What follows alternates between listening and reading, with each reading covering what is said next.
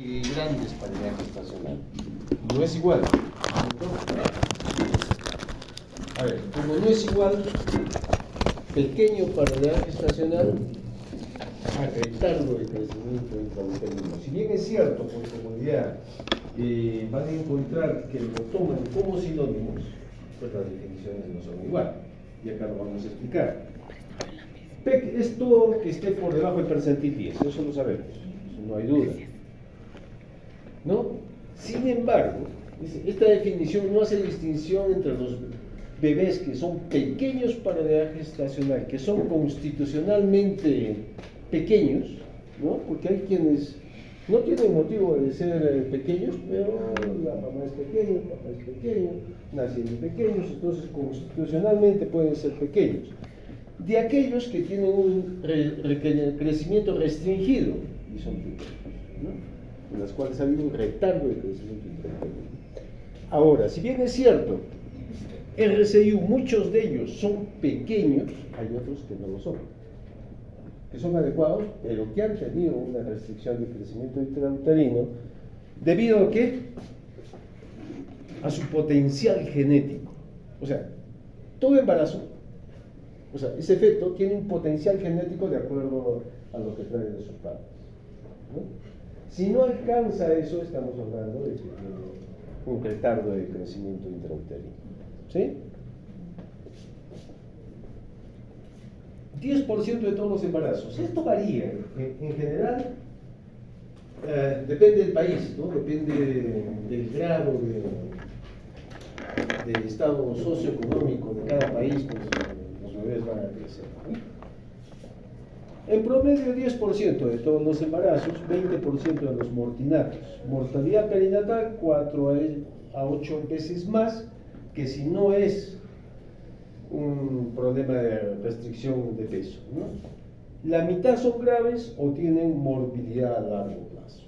Entonces acá vamos a tener a veces pequeños, a veces grandes, que van a tener morbilidades posteriores. ¿Qué factores están involucrados en el retardo de crecimiento intrauterino? Hay factores genéticos, que les digo que son los que constitucionalmente van a ser pequeñitos. Hay factores cromosómicos, muchas anomalías cromosomiales pues van a ser también pequeñitos por la misma alteración a nivel cromosomial.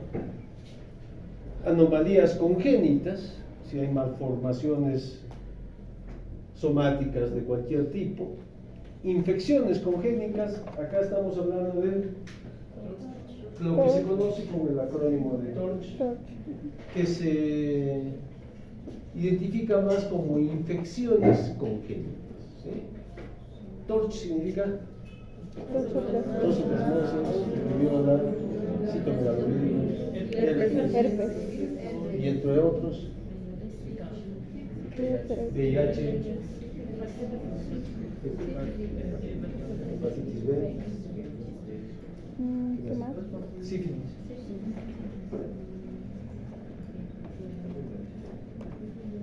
Los que tengan errores innatos del metabolismo, para esto hay que hacer un screening, ¿no? Desgraciadamente nosotros como país solamente hacemos para las más frecuentes, dentro de ellas están las 4 que se hacen el tamizaje neonatal: hipotiroidismo, galactosemia, hiperplasia suprarrenal y fibrosis. En otros países se hace para 7, 8 alteraciones metabólicas, y en otros, como en Estados Unidos, se hace hasta para 23, ¿no? Alteraciones metabólicas. Diferencias raciales y étnicas, muy ligado a lo que es el factor genético, y poblacional, porque no todas las poblaciones tienen el mismo ambiente, ¿no? Nosotros, como Cusco, por ejemplo, vivimos a mayor altura, y la altura también puede influir en eso. Y dentro de los factores fetales está el sexo femenino, que se ha visto que está involucrado más que el masculino. Si son gemelos, aumenta en un 25 a 30% a que tengan retardo de crecimiento uterino, porque hay una competencia por espacio y por la ubicación de la placenta en el útero, ¿no? Muchas veces hay uno que está bien implantado y el otro marginal, por ejemplo. Y el marginal pues no se va a crecer adecuadamente. El antecedente de que ya tenga un niño con RSIU, dentro de los factores maternos, lo básico es la reducción del flujo sanguíneo útero-placentario, lo que conocemos como insuficiencia placentaria, ¿no? En este caso, por ejemplo, ¿qué es lo más común que puede producir insuficiencia placentaria? La preeclampsia, ¿no? La enfermedad renovascular crónica, enfermedades hipertensivas esenciales, o sea, antes del embarazo, no necesariamente que sea eclampsia.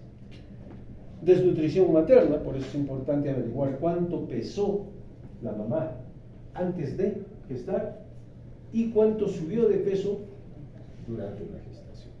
Porque eso nos da una idea, ¿no? ¿Qué vamos a esperar como producto? Anemia también, ¿no? La anemia materna, me refiero. Por eso hay un programa de manejo de la anemia materna, en las cuales se le da suplementos. Bueno, ya hemos dicho los embarazos múltiples, uso de drogas, muchos de ellos sociales, ¿no? El tabaco y el alcohol son consideradas drogas sociales, que a veces se abusan, ¿cierto? Muchas veces se abusan. La heroína, cocaína, ¿no? Marihuana. Hipoxemia materna por otras causas, si tienen algún problema de hemoglobinuropatías, como si fuera una talasemia u otras cosas.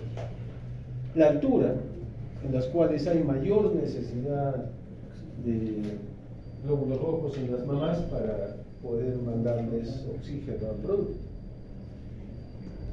Dentro de otros, la baja estatura va en relación a pequeños constitucionales, ¿no? La corte de la madre en mamás adolescentes más que en los otros tipos, la clase socioeconómica baja, la primiparidad y la gran multiparidad, o sea, lo que está en los extremos de gestación.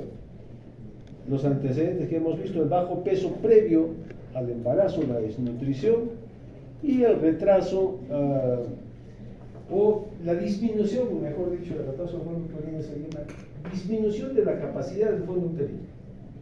¿En qué casos puede haber esto? O sea, que la capacidad del fondo uterino no sea adecuada.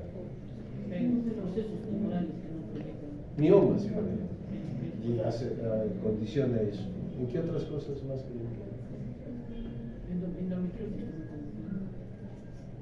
malformaciones? ¿Hay malformaciones uterinas que condicionan esto? Uterobicornio. El año pasado viví. Y solamente es en un lado, ¿no? Son dos partes y en un solo lado está el producto. Entonces, por el espacio no es el mismo.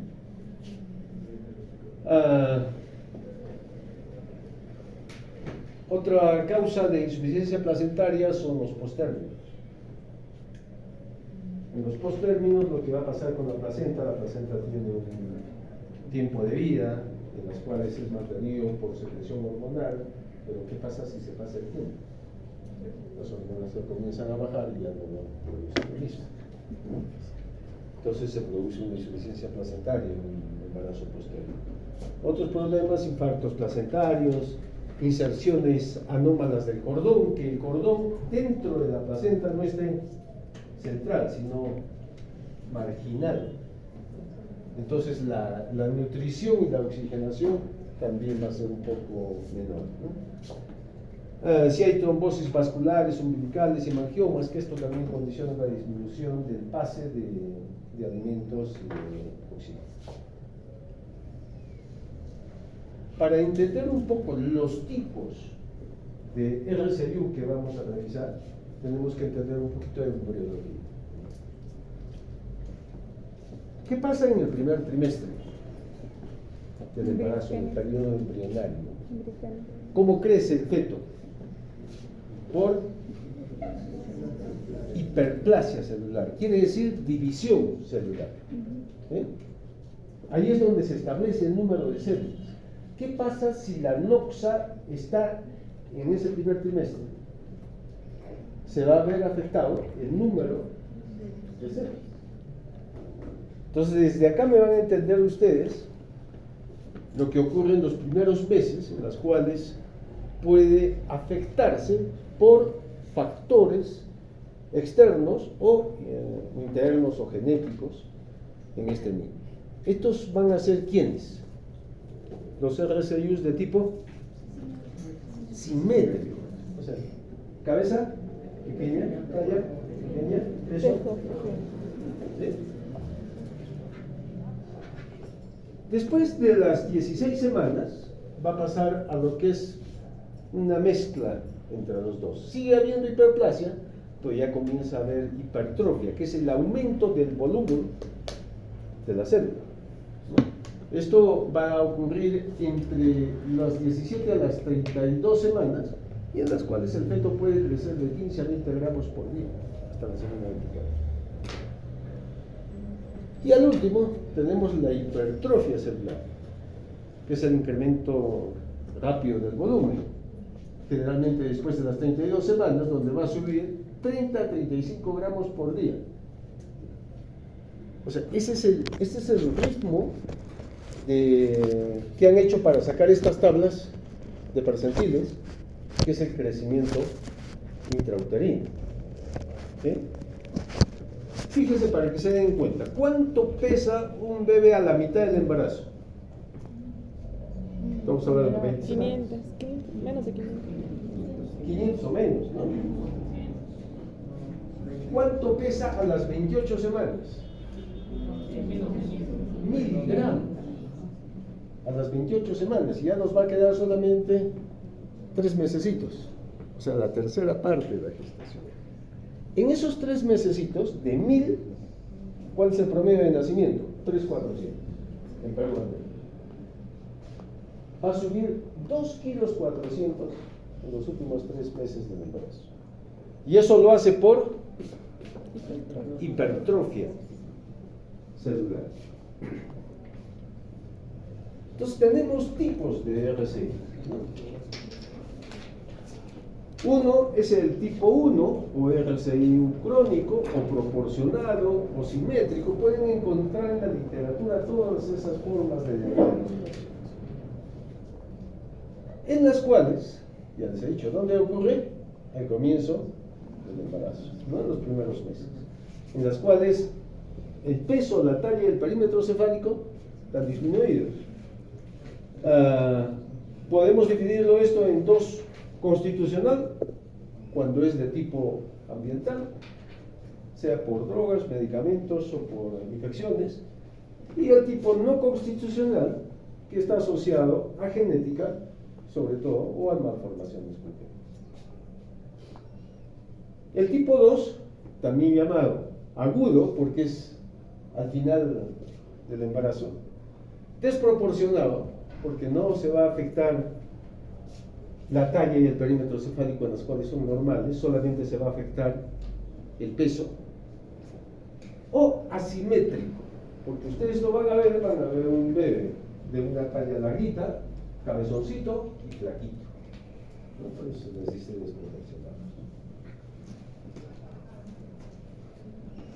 Puede dividirse en subagudo, si el daño se presenta entre las 27 y 34 semanas, y agudo en el último mes de gestación. Y estos son los niños en los cuales pueden estar incluso por encima del percentil 10, ¿no es cierto? Y tener un RCI. ¿Por qué? Son niños que pueden tener 50 de talla y de repente por ahí 2,500. Ya, les digo 2,600. ¿Es bajo peso? No. Pero si ustedes lo van a ver en la tabla, a las 40 semanas con una talla de 50 centímetros y un peso de 2,600, es RCI. O todavía queda por debajo del percentil 10. En las últimas tablas que se han hecho en este ciclo, pues ha aumentado, ¿no? Como que hemos aumentado el percentil 10, ya no es como estaba en los años 73, que se hizo la primera tabla, la de Lutchenko, que es una de las más conocidas, que es la que manejan más los hospitales peruanos, pero nos hemos olvidado que esa tabla ya tiene muchos años, 40 años.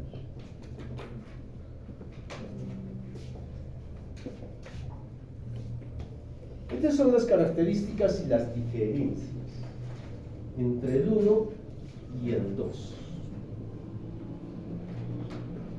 La causa, ya sabemos que este es intrínseco.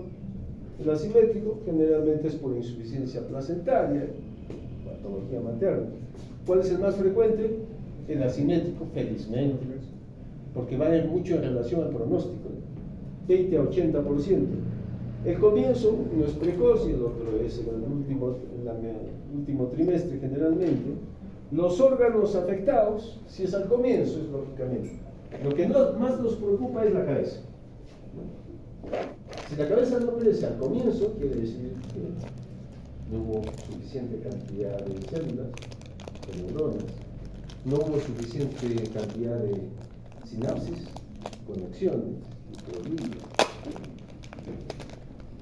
Entonces todo eso está disminuido. Aparte también los depósitos están disminuidos, ¿no? De hierro y de glucógeno y también de calcio. Uno es por hipoplasia y el otro es por, está afectado la hipertrofia. Entonces hay hipotrofia, las células se quedan chiquitas. ¿Se puede recuperar eso? Sí. Generalmente el tamaño celular se puede recuperar, lo que no se puede recuperar es la división celular. Así que esos chiquitos simétricos, el pronóstico es peor, ¿no? Crecimiento placentario en el uno es normal y en el otro está disminuido porque va en base a insuficiencia placentaria. Las anomalías frenatales es más frecuente en el simétrico que en el asimétrico. El diámetro biparietal es pequeño en el simétrico, normal en el tipo asimétrico. La circunferencia abdominal igual es pequeño en los dos son adelgazados, ¿no? Los únicos, el otro es chiquito. Y el índice ponderal en el simétrico está normal. Y ahí va la base de lo que vamos a hacer ahora en el ejercicio. El índice ponderal es la relación peso-talla, ¿no? Y en este caso van a encontrar que está normal, porque o sea, ese peso es para esa talla. Es que los dos están chiquitos, pequeños. En cambio en este no. En este el índice ponderal está disminuido. No se confundan con eso. ¿Sí? ¿Por qué está disminuido? Porque ese peso no corresponde a esa talla. Entonces el diagnóstico lo hacemos primero tenemos que tener una edad gestacional, la más exacta posible. Si la fecha última regla menstrual normal es exacta y la mamá les asegura eso, no tienen por qué tomarme el capurro que a todos los niños les hacen. En el hospital no sé por qué toman como que el capurro es más exacto que una fecha, que la última fecha menstrual, ¿no es cierto? La evaluación, ahora, si no lo tienen por FUR, lo más exacto, ¿qué puede haber? Una ecografía, pero lo más precoz, ¿no? Eso también es más exacto incluso. O si no tengo eso, ya que por un examen pediátrico.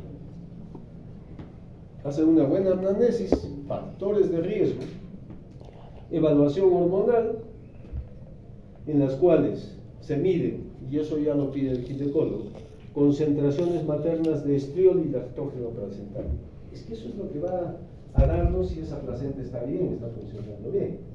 Porque si estos bajan, significa que hay una insuficiencia placentaria. Aparte de la ecografía, la parte de este dorsal, ¿no? Entonces, esto baja en los casos de RCI1. Y ahí es donde viene la recomendación muchas veces al ginecólogo que dice, oye, ¿sabes qué? Este chiquito mejor va a estar afuera, que siga con el embarazo y sobre todo si ya han hecho el seguimiento de que no ha subido en las últimas semanas. Y este debe tener controles semanales. Este es el famoso índice ponderal.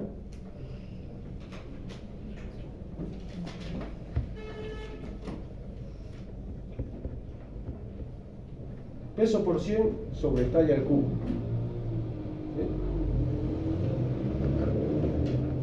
Yo he hecho acá un ejercicio en base a Lutsenko, pero nosotros utilizamos también la tabla peruana. Hay una tabla peruana, ¿no?, que se hizo, es un estudio multicéntrico que se hizo en casi más de 20, no me acuerdo, creo que son 29 hospitales a nivel nacional, y a las cuales se sacó percentiles, y ahí se van a dar cuenta que va a diferir mucho de lo que es Lutsenko. Entonces vamos a hacer un ejercicio.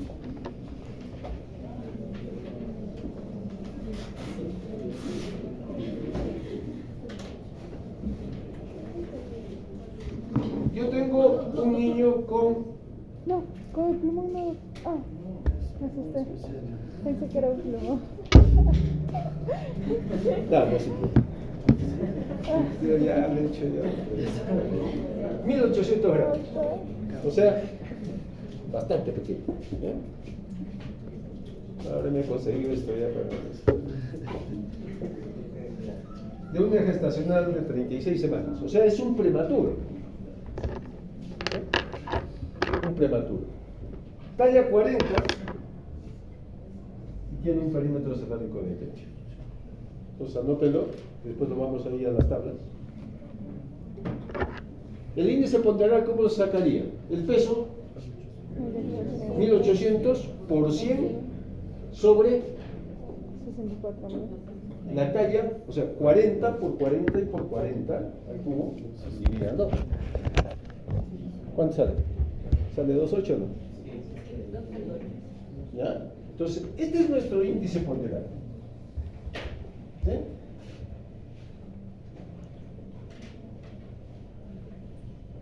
Entonces, esta es la tabla de Lutsenko. Entonces, en la tabla de Lutsenko, si se dan cuenta, yo tengo una línea acá, que la voy a resaltar, que corresponde a la semana 37. 37. Pero es de 36.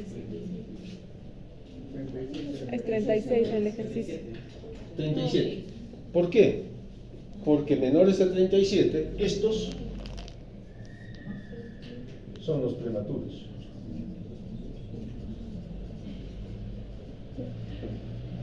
¿Sí?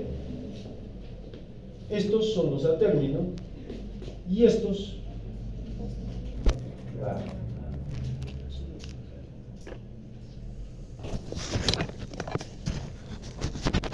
son los posteriores. ¿Sí? Muy bien.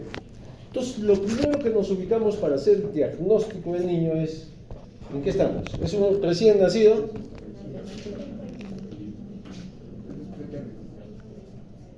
Preterno. Porque es menor de 37 semanas. Entonces estamos, ¿dónde? Acá. ¿Sí? Acá estamos. 36 semanas. ¿Cuánto pesa? 1800. Nos vamos a ubicar acá y estamos acá. De acuerdo a esto. 600, 800. Sí. Ok. Entonces ya tengo que es un niño prematuro, pero pequeño para la gestación, además que es prematuro.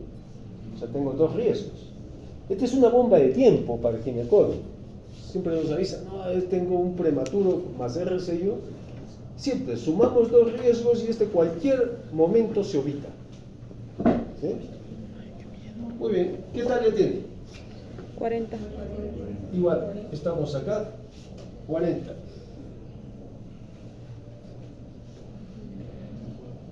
No, doctor, el 40 está más abajo. Ese es 46. ¿Es 46? Sí.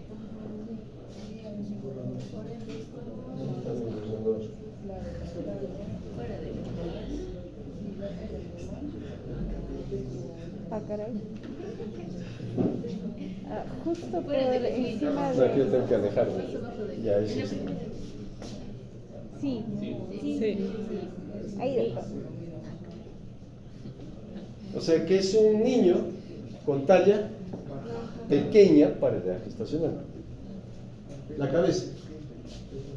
28.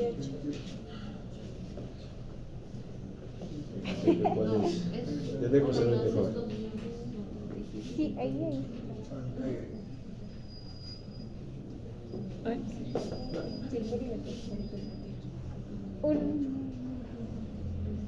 Ya, sí está bien. ¿Sí? Sí. O sea, la cabeza también es Pequeña. pequeña para edad gestacional. Ahora, ustedes han sacado el índice ponderal, ¿no? Esta es la relación peso-talla. Nosotros estamos en 36. Entonces seguimos acá. Y tiene 2.8.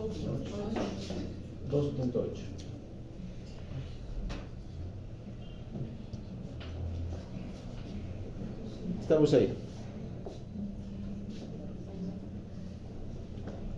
Percentil 10, percentil 25, 50, 75 y 90. Pero De acuerdo a esto, está bien. sobre- este niño que RCU es Simétrico. simétrico. Este es un pequeño para edad gestacional, pero si lo clasifico como retardo de crecimiento simétrico. ¿Sí? Pero ese es con esta tabla. Pero como les digo, ¿cuándo hicieron esta tabla? Que la mayoría de hospitales de Perú utilizan 73. 1973. Más de 40 años. 50. O 40. ¿Ah? ¿Dónde se hizo esta tabla? Y conocida, la de Pichanco.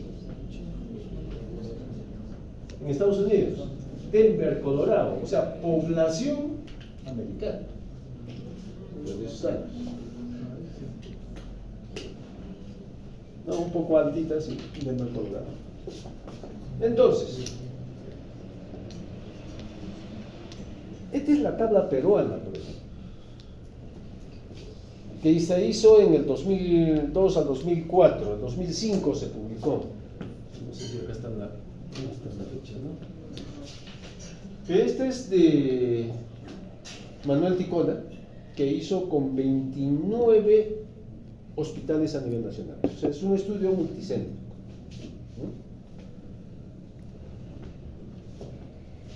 Lo hacemos, a ver en qué queda. Va a quedar mucho menos. Mira, 36, 1800.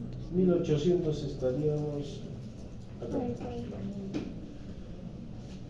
Pero acá, esta tabla clasifica por grados. Si está por debajo del 10 es leve, si está por debajo del 5 es moderada, y si está por debajo de 2.5 severa. O sea, lo clasifica de esa manera. En este caso estamos frente a un severo, ¿no? De acuerdo. Quiero que miren esto. ¿Cuál es el percentil 10 para una edad gestacional de 40? 40, ¿cuál es el percentil acá?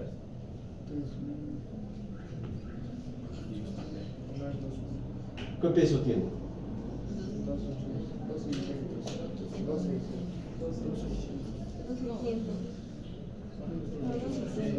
2000, 2002, 2004, 2600. ¿Sí? O sea, este clasifica todos menores de 2600 que son pequeños para la edad gestacional. Ahora miremos nuestra tabla.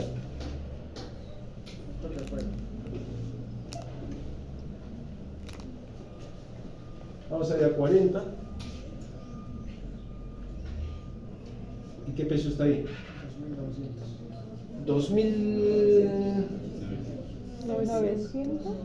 2880. ¿Sí? Más o menos. Un poquito debajo del 2900. 2880. O sea, quiere decir que todos los niños que estén por debajo de los 880 son pequeños. Esto fue hecho, como les digo, en 2005. No hay otra que haya tenido la metodología adecuada, porque no es fácil hacer. Lo que aconseja la Organización Mundial de la Salud es de que cada población tengamos nuestra propia tabla. No podemos compararnos con otros países, y menos podemos compararnos con hace 40 años. ¿No es cierto? Entonces, fíjense. Ahora, si nosotros haríamos tablas por regiones, también habría variación. ¿Qué creen que nosotros podemos comparar con Lima o con Tacna, por ejemplo, que es el que mejor indicadores tiene? Nosotros siempre vamos a estar abajo. Y tendremos otras regiones que estén peor que nosotros todavía, ¿no es cierto? Entonces, ellos también tienen la talla para la edad gestacional, tienen el perímetro cefálico para la edad gestacional y tienen su índice ponderado. Y en este caso, para nosotros nos salió 2.8.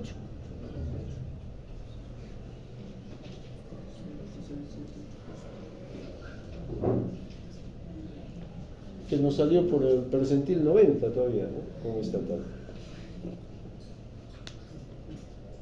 ¿No? Parece bien. ¿A quiénes se les hace el índice ponderal? A todos los niños que estén por el percentil debajo 10. ¿Sí? ¿A quiénes vamos a hacer índice ponderal? A todos los niños que estén por debajo del percentil 10. ¿Qué nos va a decir? Si es simétrico o asimétrico.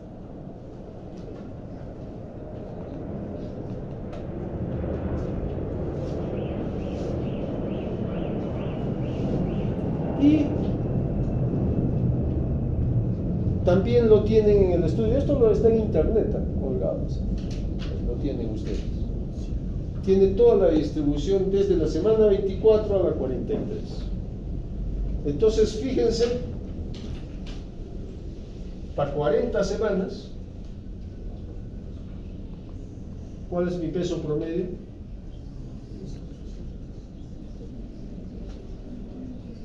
Que tiene eso para los 13.235 para 40 semanas, ¿no? Saca un promedio, por ejemplo, para 36 semanas, 2.757, su peso promedio que ha sacado con 957 muestras de esa edad. Entonces ha estratificado de esa manera. Ahora vamos allá a los percentiles, ¿sí? De 40 semanas, el percentil 10. Acá está lo que estábamos viendo, ¿se acuerdan? Casi 2.900, habíamos calculado 2.890, 80. Ese es su percentil 10 y este es su percentil 90. O sea, todos los niños, de acuerdo a esta tabla, que estén por encima de 3.930, de acuerdo a los 40 semanas, van a ser grandes para la edad gestacional. ¿Sí? Igual, por ejemplo, 36 semanas. Su percentil 10 para decir que son pequeños, 2.250 para decir que son grandes, 3.280. ¿Sí? Y de ahí los clasificamos. De esa manera los vamos a clasificar. ¿Sí? A diferencia ahora de la peruana, una americana actual.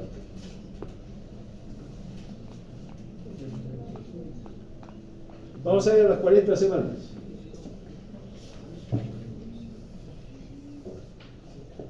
Su percentil 10 para los americanos, 2.986. 2.986. O sea que no podrían, los que están por debajo son pequeños para la gestacional. ¿Sí? Para varones. Y para mujeres, 2.872. Esta tabla lo discrimina, ¿no? No como la con la peruana, que es uno solo. En realidad nosotros en los hospitales no discriminamos género. Para 36, fíjense, 2.407 para 36, que para nuestra tabla sería adecuado, para ellos pequeño, ¿no? En varones y 2,300 en mujeres. Bueno, esta es la tabla de los 5 que hice con la huella. Esta es una última tabla que ha hecho dividiendo también varones y mujeres, ¿no? En las cuales ha encontrado, a ver, vamos a ver con 40 semanas igual. Igual, es de Ticona. 10 sería 240. Este es el índice ponderado para ver por debajo de cuánto. Para 40 semanas 240 y 3. Nuestro 2.8 estaría 75 más o menos. Para 40. Nuestro era 36, ¿cierto? Ahí sería. Está en el percentil 90, ¿no? que caía ahí. Igual para mujeres.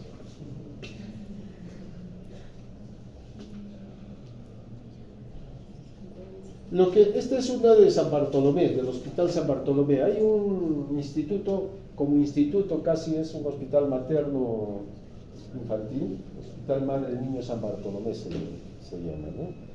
Es un hospital en Lima que se dedica más a la parte materno-perinatal. Ellos encontraron igual, no varía mucho, ¿no? Fíjense, para 36 semanas, 2.36 de índice ponderal a 3, a 3.4. Ligeras variaciones. Y en el mismo tiempo, más o menos, ¿no? 2005. Como ven, varía. ¿Por qué? Porque la tabla de Ticona, ¿qué es? Multicentro. Es uno que está 29 hospitales involucrados. Y este es un solo hospital, ¿no? Y en Lima. Como que no sirve para comparar. Entonces vamos a utilizar más el de Ticona. Muy bien. La ecografía es otro de los puntos. Yo no me voy a meter mucho en la ecografía porque no soy ginecobstetra. Pero es algo que es de gran utilidad para hacer el seguimiento y ver el perfil biofísico del producto, en las cuales ustedes pueden ver la relación circunferencia abdominal y circunferencia cefálica, la longitud del fémur, la morfología placentaria, la evaluación del líquido amniótico, sobre todo en oligohidramnios relacionado a insuficiencia placentaria, el famoso ILA, ¿no? El índice del líquido amniótico. Y lo que se ve, lo que tratan de ver en la ecografía, sobre todo si se hace un ecodoppler, es cómo está la circulación materna en relación a la arteria uterina. Normalmente, ¿cómo sería?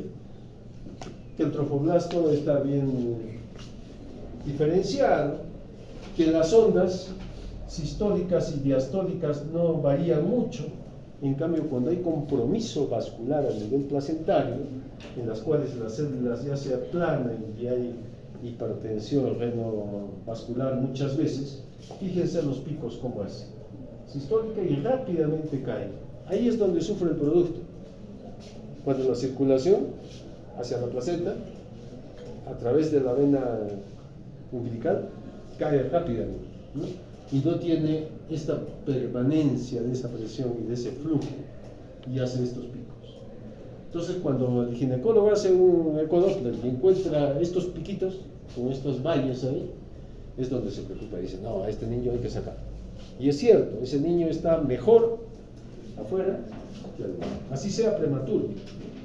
Entonces, lo que hacen es el ecodoppler a nivel de la arteria uterina, a nivel del cordón umbilical y a nivel de la cerebral media. Entonces ahí es donde va a haber todos estos valles que puedan haber, ¿no? Estas diferencias, estos picos que encuentran en la uterina que hemos visto.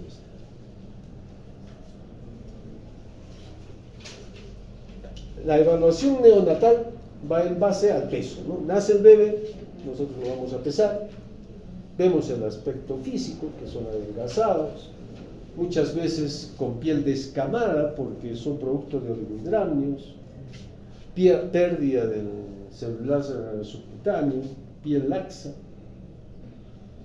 abdomen escafoideo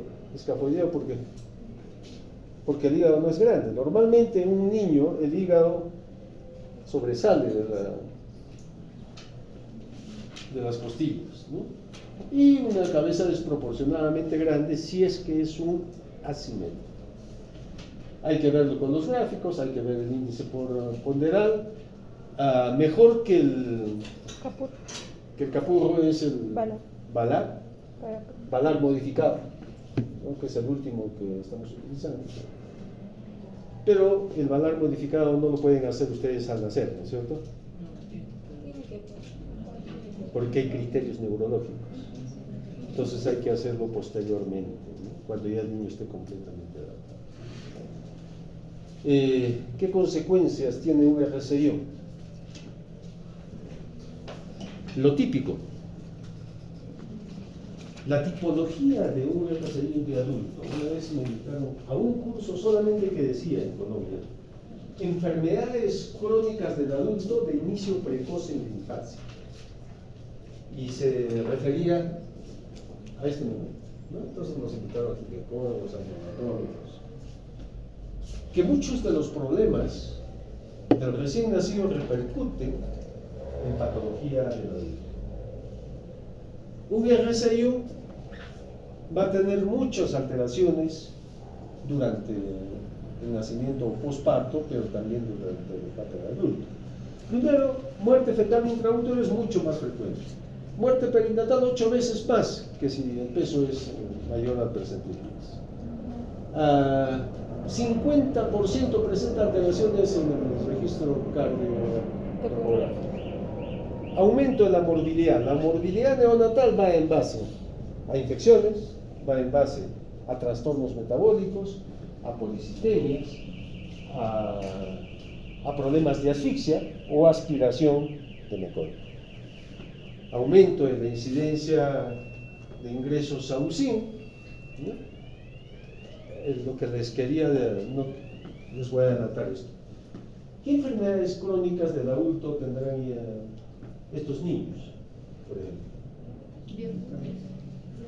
¿Cómo son de adultos los RCIos, sobre todo los simétricos? Pícnicos, y si es pícnico, ¿qué riesgos tiene? Diabetes, hipertensión, enfermedad cardiovascular y accidentes cerebrovasculares. La hipertensión generalmente es renovascular. ¿Por qué?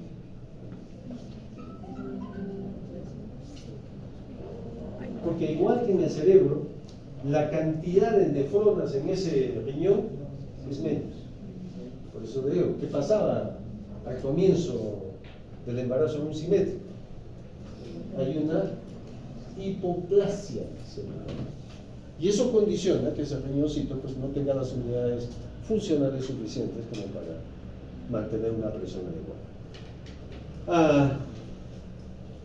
Complicaciones, lo que podemos tener, lo que les puse de ejemplo, que yo tenga un prematuro y RCI.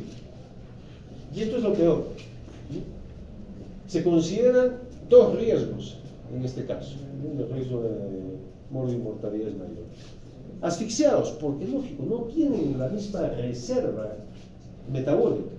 Entonces, pueden tener asfixias perinatales y aspiración de mecodio. Hipertensión pulmonar persistente, relacionado mucho a la asfixia. Si el bebé no tiene buena oxigenación, los vasos sanguíneos están en contra de él. Propenso a hipoxias, por las hipoxias crónicas, no intraútero. Aspiración de mecodio. Hipotermia, igual tiene disminución de aislamiento cutáneo y también metabólico. Hipoglicemia, menos cantidad de glucógeno. Hipocalcemia, menos cantidad de depósitos de calcio. Dentro de los trastornos metabólicos tenemos la hiperviscosidad, o hipolicitemia. No es lo mismo. Cuando hablamos de policitemia hablamos de un aumento de la cantidad de glóbulos rojos, medido mediante un hematocrito mayor al 65%. La hiperviscosidad, en las cuales interviene también la cantidad de glóbulos rojos, va a depender de otros elementos en el plasma. ¿Qué otros elementos hay en el plasma? Las proteínas, el fibrinógeno, sobre todo, que les da mayor viscosidad, por lo tanto, es más lento la circulación de estos niños y van a tener mayores problemas. ¿Por qué hacen policitemia? Porque es lógico, ese niño, esa placenta no está funcionando, ¿no es cierto? A ver, no funciona la placenta, el organismo, ¿qué hace? No está recibiendo suficiente oxígeno. Aumenta el glóbulo rojo. Aumenta la eritropoyetina para producir más Glóbulos rojos. glóbulos rojos. Es un mecanismo patogénico de la toxicidad. Disminución de los factores de coagulación y por lo tanto la policitemia también, como hay más glóbulos rojos, hay mayor consumo, mayores células que consumen glucosa. Entonces hay deterioro de la función inmunológica. Los RSI están propensos a infecciones, ¿no? Tienen un compromiso de la inmunidad humoral celular, ¿no? Disminución de la inmunoglobulina G, del índice fagocítico, lisocimas. Son susceptibles a ser enterocolitis. ¿Por qué enterocolitis? Disminución de la irrigación a nivel mesentérico.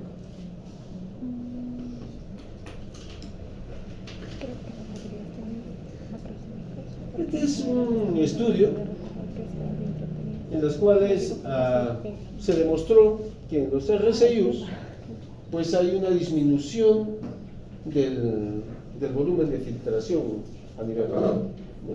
Entonces puede estar asociado a disminución del volumen renal fetal, ¿no? ¿Por qué? Porque está disminuido el número de nefronas. Entonces ahí desde que nace va a ser el problema. Y eso va a repercutir cuando el niño esté grandecito. Entonces se puede asociar pues a problemas renales del adulto crónicos, ¿no? Y la hipertensión fenovascular. ¿Qué hacer? ¿Qué hacemos?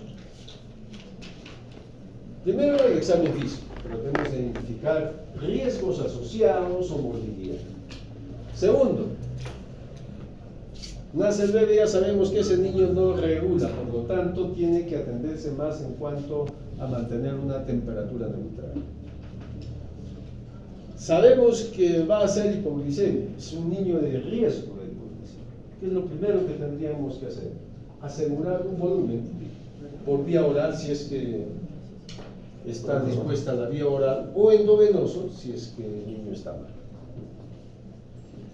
Y también de calcio, ¿no? Sobre todo si hay asfixia, en la asfixia hay una alteración de los canales de calcio a nivel de neurona, por lo tanto el calcio entra a la célula y jala agua.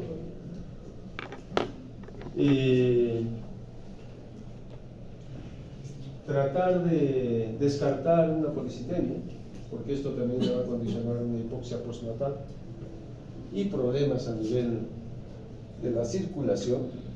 Por lo tanto, puede tener problemas a nivel renal, puede tener problemas a nivel mesentérico, con enterocolitis. Y la alimentación, ¿no? Iniciar temprano. ¿Por qué? Porque quiero evitar que tenga una policitemia o que tenga una hipoglicemia. ¿Qué volumen de daría? Pesa 2 kilos. Niño 40 semanas. Día 1. ¿Qué día, doctor? La mamá no está dispuesta, no hay leche materna. Día. Niño sano. ¿Cuántos días? Ya saben, ¿qué les he dicho? ¿Cuánto normalmente sale calostro? 5. 5. ¿Primer día? Sí. ¿Cuál es la capacidad elástica? 10, 15. no va más allá. Así que aseguren unos 50, por ejemplo, ese niño de 2,300 por 50, 115. 115. ¿Entre 8? 14. Unos 14 mililitros cada 3 horas. O sea, le estoy asegurando más que el calostro. Y le voy a controlar su glucosa, ¿no? Ahora, si la mamá tiene suficiente leche y puede lactar, déjenlo que lacte. Asesórenme en lactancia materna y controlen la glucosa. Cuando hacemos el primer control de glucosa, me voy a adelantar a lo que vamos a hacer el siguiente capítulo. El siguiente, la tercera parte del curso. 8 horas. Lo ideal es que ese niño lacte apenas nazca, ¿cierto? Porque si no lacta, ustedes le pueden un endovenoso y lo van a matar. Entonces hace contacto precoz, lacta. Y el control me lo hacen una hora después de la lactancia. Porque no es inmediato. Inmediatamente sí, pues, bueno. Lo que yo quiero saber es cómo está una hora después de la lactancia. Hay algunos para hipoglicemia, sobre todo dicen una hora antes de la lactancia. Up to date dice si hay hipoglicemia 30-45 minutos después del endovenoso. Contó. Acá estamos por vía oral. Asegurar una vía oral. ¿Qué consecuencias a largo plazo tenemos con estos niños? Por eso el manejo, sobre todo, debería ser preventivo, ¿no? ¿En base a qué? A todos los que, bueno, de todos ustedes que quieran ser ginecólogos o igual de médicos del primer nivel de atención que tienen que ver todo en su centro de salud, en su jurisdicción. Entonces, pueden tener deterioro en el coeficiente intelectual, ¿sí? Y la variación va a depender incluso de qué tipo de RCI es, ¿no? Si es simétrico, pronóstico es peor que si es asimétrico. Crecimiento físico alterado, 5 veces más probabilidad de que sean pequeños. Síndrome metabólico del adulto, eso es lo que estábamos hablando, de problemas de hipercolesterolemia, triglicéridos, diabetes, enfermedad cardiovascular, hipertensión, accidentes cerebrovasculares. Las mujeres que han nacido RCI tienen 2.2 veces más probabilidad de tener niños con RCI y hacer diabetes gestacional.